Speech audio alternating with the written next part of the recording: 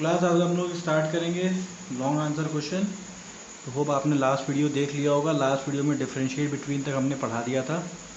तो long answer question start करेंगे। थोड़ा सा कैमरा में ब्लर दिख रहा है, मैं आपको क्वेश्चन बोलता जाऊँगा, आप लोग क्वेश्चन लिखते जाइए। क्वेश्चन के साथ एक्सप्लेनेशन भी रहेगा और आज ये चैप्टर ख़त्म हो जाएगा, फिर कल से हम लोग नया चैप्टर स्टार्ट करेंगे। ठीक है, तो टोटल 7 वीडियो बन चुके हैं, ये 8वां वीडियो है।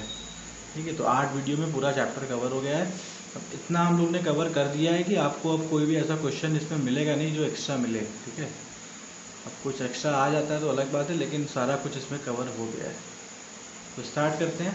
पहला, why is there is need for waste management. Question number 29 long में है। मतलब क्या हुआ कि वेस्ट मैनेजमेंट की क्या ज़रूरत है। क्वेश्चन आप लोग लिख लीजिए, why is there is a need for a waste management, और इसका आंसर लिखिए, the following are the reasons for the waste management. The following are the reasons for the waste management. Point number first, ground water is contaminated. Groundwater is contaminated when toxic waste seep into the ground. Groundwater is contaminated when toxic waste seep into the ground and causes many diseases like cancer.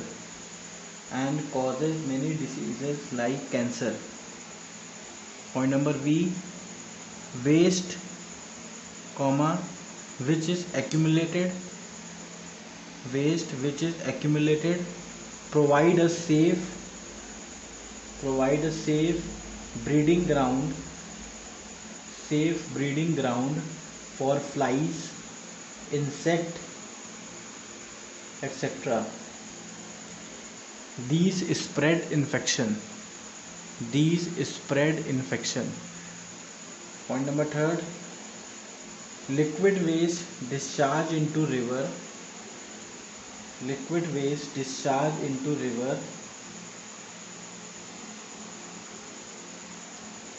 which affect the aquatic life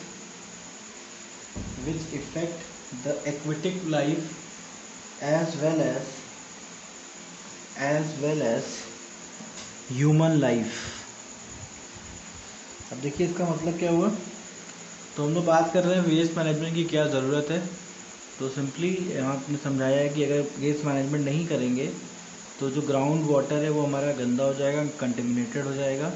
जो भी हमारे toxic waste होते हैं, ठीक है, वो धीरे धीरे जो हमारे वेस्ट सड़ जाते हैं, वो धीरे धीरे जो वेस्ट है वो पानी के मतलब ग्राउंड के ज़रिए पानी के अंदर चला जाता है, और फिर उस पानी को पीने से गंभीर बीमारियां हो सकती हैं जैसे कि कैंसर। सेकेंड पॉइंट समझा रहा है, waste which is accumulated provide a safe breeding ground. अब यहाँ पे क्या है, जो हम लोग कूड़ा इकट्ठा करके रखते हैं, वो जो हमारी फ्लाइज होती हैं, इंसेक्ट्स होते हैं और जो मॉस्किटोज़ होते हैं, उनके लिए वो बहुत अच्छा ब्रीडिंग ग्राउंड बन जाता है।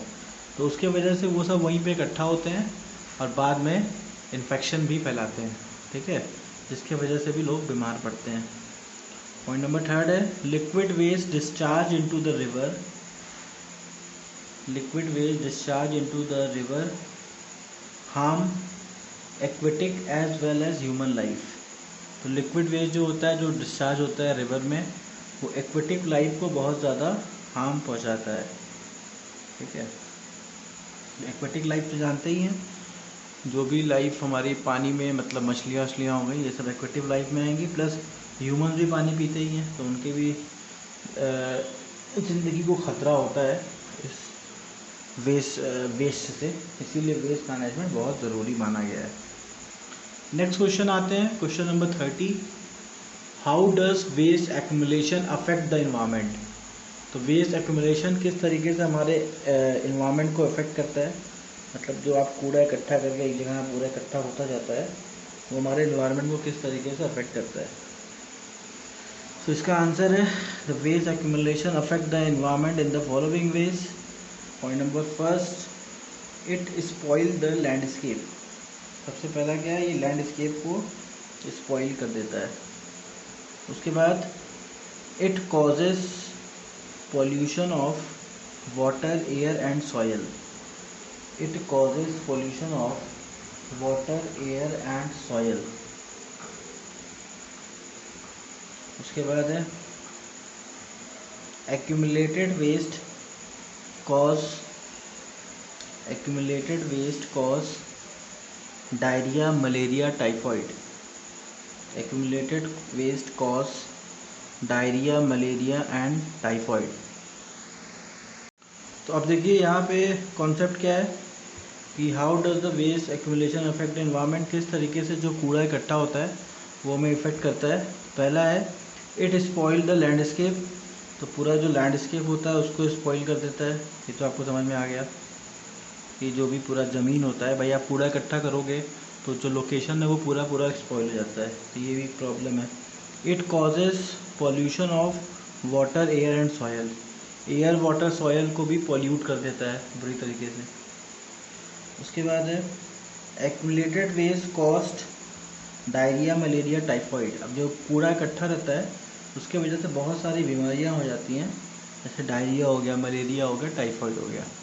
तो आप देख रहे हैं वेस्ट इकट्ठा करने से कितना ज़्यादा एनवायरनमेंट को नुकसान पहुंचता है और उसके वजह से हमें भी बहुत सारा नुकसान पहुंचता है।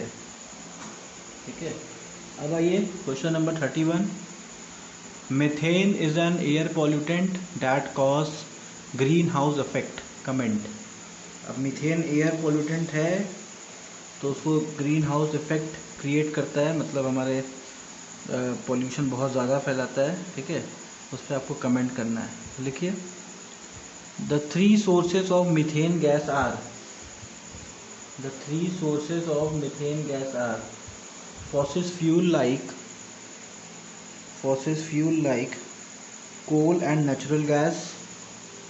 coal and natural gas, point number B,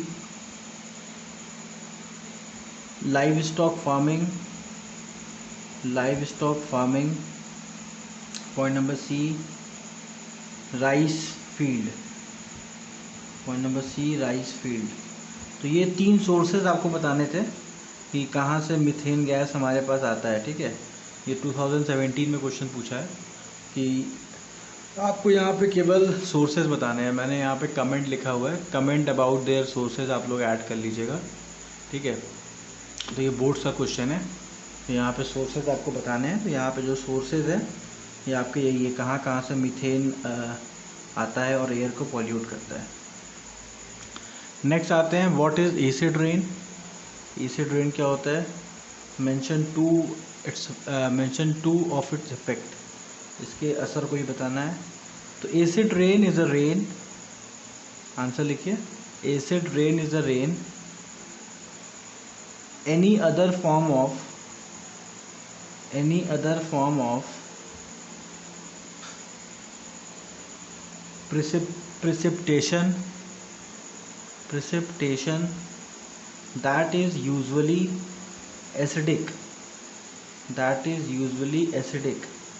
comma, which means that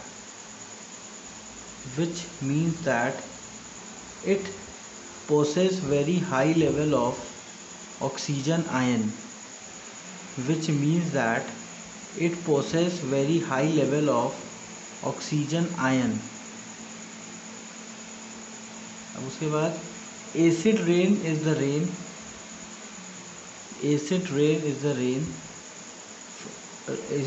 rainfall which is made so acidic by atmospheric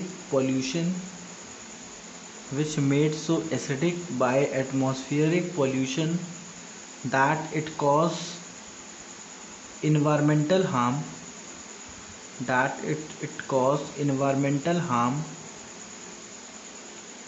chiefly to forest and lake, Point number A, acid rain damage tree, soil, buildings, surface water, aquatic animal and human health। Point number second, it leads to corrosion of metals. It leads to corrosion of metals. अब देखिए acid rain कितना harmful होता है और क्या होता है इसके बारे में पढ़ेंगे। तो जो पानी बरसता है, ठीक है, जब वो एसिड, उसमें एसिड आ जाता है तो उसी को हम एसिड रेन कहते हैं। तो यहाँ पे होता क्या है, उसमें बहुत ज़्यादा हाइड्रोजन आयन्स इकट्ठा हो जाते हैं। कैसे हो जाते हैं हाइड्रोजन आयन बहुत ज़्यादा हाई लेवल के?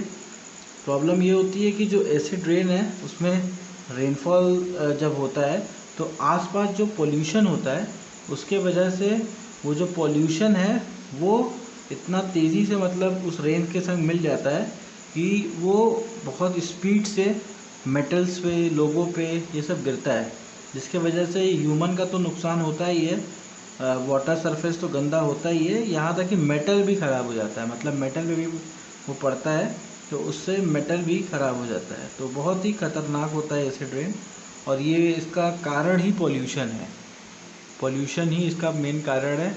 जब कहीं पानी बरसना है और वहाँ पे पॉल्यूशन बहुत ज़्यादा है तो बहुत ज़्यादा चांसेस बढ़ जाते हैं एसिड रेन के। जैसा कि आगरा इसके लिए बहुत पॉपुलर है एसिड रेन के लिए, ठीक है। वहाँ पे देखा गया है बहुत सारे ऑयल मिल्स हैं जिसकी वजह से एसिड रेन होता है और ताजमहल पे उसका बहुत ज़्यादा इफ़ेक्ट भी देखा गया है, ठीक है। अब आते हैं next, what is composting, mention the different ways in which it is done. तो कंपोस्टिंग क्या होता है? Composting is making of manure by decomposing organic biodegradable matters like green leaves, vegetables, crop husk etcetera. तो इसमें क्या है, composting का मतलब क्या होता है? कंपोस्टिंग में आपको मैंने पहले बताया था, जो भी हमारे ग्रीन लीव्स होते हैं, बायोडिग्रेडेबल मैटर होते हैं, उसको हम इस तरीके से डीकम्पोज करते हैं कि वो हमारे लिए मैन्योर बन जाए, ठीक है। तो मैन्योर बन जाए इसीलिए को हम डीकम्पोस्टिंग कहते हैं। तो ये आपने आंसर लिख ही लिया। अब कंपोस्टिंग के 3 वेज होते हैं, उसको लिख लीजिए। They are the 3 ways of composting. Vermicomposting, VERMI, vermicomposting, VERMI। Vermicomposting क्या होता है लिखिए, earthworm are used in the decomposition of organic matter. earthworm are used in the decomposition of organic matter. उसके बाद second लिखिए aerobic composting. इसमें लिखिए organic matter is converted into manure in the presence of air. तो यहाँ पे जो organic matter हमारा इकट्ठा होता है उसको हम कंपोज करते हैं मैन्योर में, मगर एयर के प्रेजेंट में, ठीक है। पॉइंट नंबर सी लिखिए एनएरोबिक कंपोस्टिंग। अब एनएरोबिक कंपोस्टिंग में क्या होता है, यहाँ पे हम लोग डीकम्पोज तो करते हैं लेकिन एब्सेंस ऑफ एयर में करते हैं। तो बहुत ही सिंपल सा, एरोबिक में एयर रहेगा, एनएरोबिक में एयर नहीं रहेगा। और वर्मी में आपके अर्थवॉर्म्स होते हैं जो कि डीकम्पोजिंग का काम करते हैं। तो सिंपल है, इसको याद कर लेंगे। नेक्स्ट आते हैं state 3 ways in which student can help in the waste management. अब ये स्टूडेंट्स की बात आ गई, इसको तो आप बना के भी लिख सकते हैं, ठीक है। तो लिख लेते हैं the 3 ways in which the student management can work are as follows. Waste management can work are as follows. पहला है reduction of use of plastic at home. तो मतलब कम से कम प्लास्टिक यूज़ करें घर पे, स्टूडेंट ऐसा करें तो बहुत ज़्यादा वेस्ट मैनेजमेंट हो जाएगा, अच्छा हो जाएगा। उसके बाद reusing of paper of all kind. जो पेपर हम लोग फेंक देते हैं उसको देखिए उसका और कोई रीयूज़ हो सकता है, तो उससे भी काफ़ी कूड़ा कम हो जाएगा। Separate the waste at home by putting the biodegradable and non biodegradable waste in the separate bins. हम लोग के घर में कूड़ा तो इकट्ठा होता ही है, तो 2 डस्टबिन रख लीजिए, एक में बायोडिग्रेडेबल डालिए, एक में नॉन बायोडिग्रेडेबल डालिए। बायोडिग्रेडेबल आप जब कूड़ा वाला आता है तो उसको बायोडिग्रेडेबल का उसका अलग डस्टबिन होता है, नॉन बायोडिग्रेडेबल का अलग होता है, उसमें कर दीजिए। बस इतना कर देंगे तो कुछ आपकी तरफ से भी सपोर्ट हो जाएगा इन्वायरमेंट को, इतना तो कर ही सकते हैं। नेक्स्ट है, इसमें से आपने दिख नहीं रहा है, मैं बोल दे रहा हूँ, short note on the Bhopal incident. तो भोपाल इंसिडेंट का शॉर्ट नोट लिखना है। तो क्या हुआ था भोपाल में? The incidents take place in 1984 in Bhopal MP। तो MP में ये इंसिडेंट हुआ था, भोपाल में 1984 में। क्या हुआ था, इसको बोलते क्या हैं, the Union Carbide gas tragedy, Union Carbide CARBID Carbide gas tragedy. तो इसका नाम है यूनियन कार्बिक गैस स्ट्रेटजी। अब इसमें आपको ये समझना है कि कहाँ हुआ था। भोपाल में 1984 में हुआ था। और इसमें गवर्नमेंट में इसके बाद बहुत सारे लॉज, एनवायरनमेंट से रिलेटेड लॉज भी बनाए थे। ठीक है, तो इसीलिए हम लोग इसको पढ़ते हैं, क्योंकि इसके स्ट्रेटजी के बाद ही जो ये हुआ था, जो गैस लीक हुआ था जिसकी वजह से बहुत से लोगों की जान गई थी। तो इसके बाद गवर्नमेंट भी जागरूक हुई, गवर्नमेंट ने बहुत सारे अलग अलग स्टेप्स लिए एनवायरनमेंट को सेव करने के लिए। क्लियर है? यहाँ तक हमारा ये चैप्टर कंप्लीट हो गया। अब हम लोग कल से नया चैप्टर स्टार्ट करेंगे। Thank you.